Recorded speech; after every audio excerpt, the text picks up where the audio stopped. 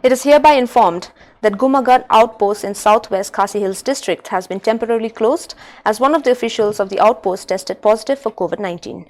Police officials of the outpost have been placed under medical observation, and at present all official works of the outpost have been shifted to Ranikor police station.